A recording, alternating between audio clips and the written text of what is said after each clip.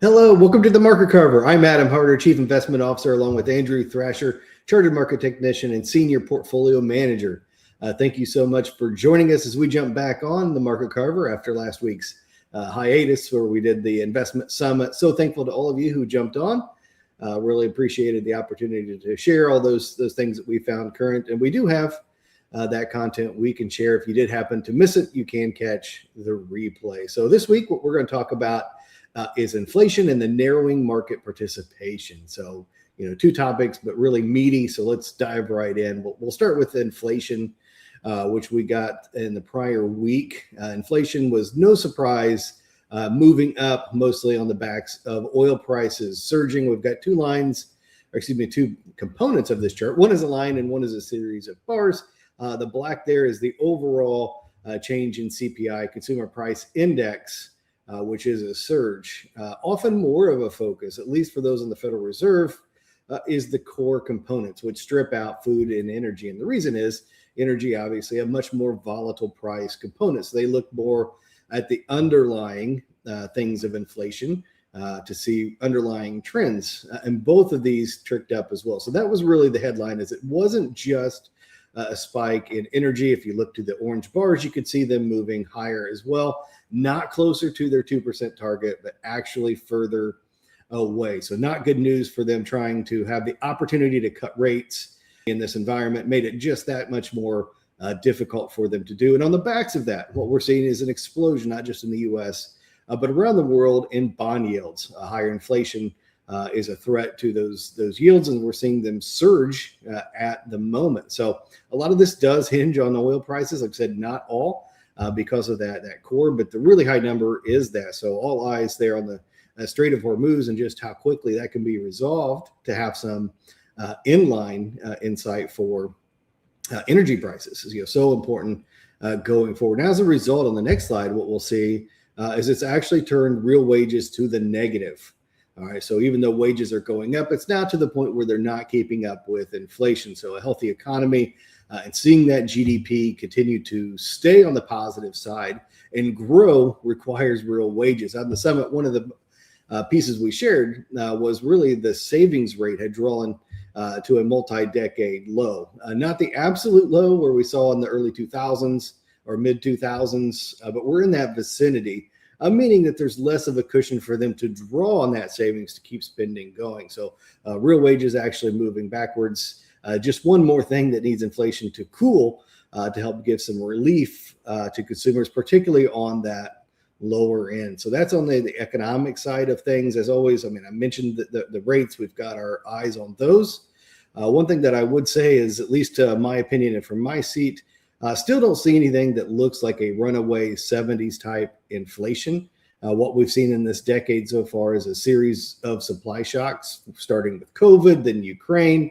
In the US here, we had immigration slowdown, which is a supply shock, at least in terms of the labor force, and then now Iran. So maybe we continue to have series of these shocks as we go through the rest of the decade. But more than likely, we would expect some normalization. And I say that mainly because if I look at all measures of money supply, we don't really see that running out of control. So don't know what's going to happen over the next several months or even the next year. We could continue to move on up, but do see some limits, some containment to stop the madness at some point. So with that being said, we'll turn it over now to more on the equity side and hear what Andrew has to say about participation. All right, thank you, Adam. So going through last Friday, we've continued to see the market hit some new highs. Then last Friday, we did see the market have a slight pullback. It fell about 1.2%. Going into that day, if we were to stack all the stocks in the S&P 500 based off their contribution to what the S&P 500 had returned year to date, which was about 10 to 12%, then we can see the level of stock participation on this chart. That the first chart I'm going to show you for this week's Market Carver. What we can see here is that we've had very few stocks have actually contributed the lion's share to get to that 12%. In fact, NVIDIA alone, the largest company in the world, contributed 20% of the gain. If we throw Google in there, Alphabet, then we get over 1/3 of the rise in the S&P 500 for the first 5 months, just about the first full 5 months of the year, has just been those two stocks. In fact, if we look at just the top 10 names, as you can see in the title there, 84% of the index names. And if you look at the list on the left, you'll see the commonality. If you go through them, some are likely to be familiar to you, but the theme there is technology or semiconductors. The one standout being Caterpillar, but the only reason Caterpillar is on that list is because it's gotten a boost because of data center build outs and power generation, continuing to be into that tech semiconductor theme. So we're really seeing the market put a very big focus, a very big emphasis on the tech space and specifically the semiconductor space. And this was a topic we went really deep down in our Monday allocation meeting with our advisors and our internal team, looking at the kind of the stretching of that rubber band for the semiconductor space. And we can again see that the contribution, ideally in a healthy market, we want to see this be a really long list, that it's not just a handful of stocks doing all the heavy lifting to get the index to move higher.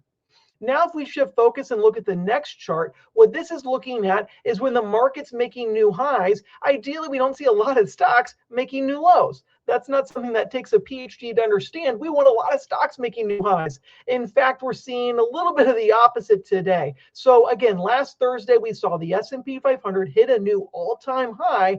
And when that happens, I'm digging through hundreds and hundreds of charts. And one of them that really stood out was the fact that we had almost 10% of large cap stocks, 9.3%, hitting a new 1-year low when the index was hitting an all-time high. And so that made me scratch my head and start looking at the data and say, when was the last time we saw something like this happen? And I had to really zoom out the chart to find another time where we saw this many stocks hitting a new 1-year low. In fact, we had to go all the way back to 1999. And even then, it wasn't this many stocks. You can see on the chart on the far left-hand side, it was 7.8% of stocks were hitting a new 52-week low when the index was at an all-time 52-week high.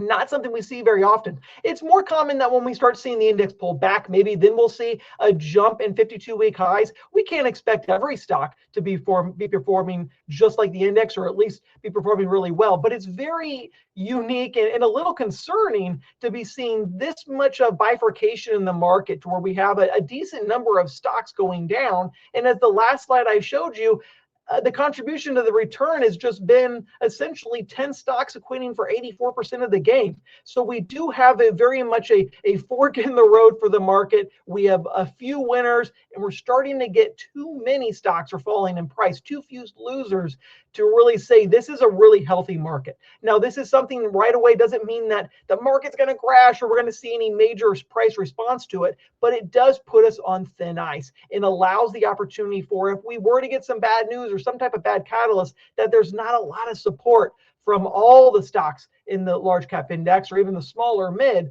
to support the stock market and keep holding it higher if we lose those handful of stocks that are really driving things up. So it's something we're continuing to watch, really monitoring on our team, watching every day, kind of the internals and the building blocks of the market to understand kind of what that risk dynamic is right now.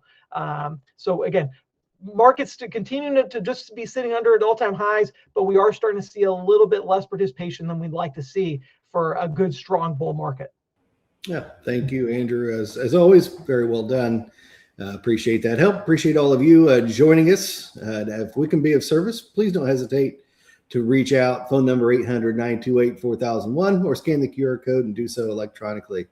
Thanks again, and have a great weekend.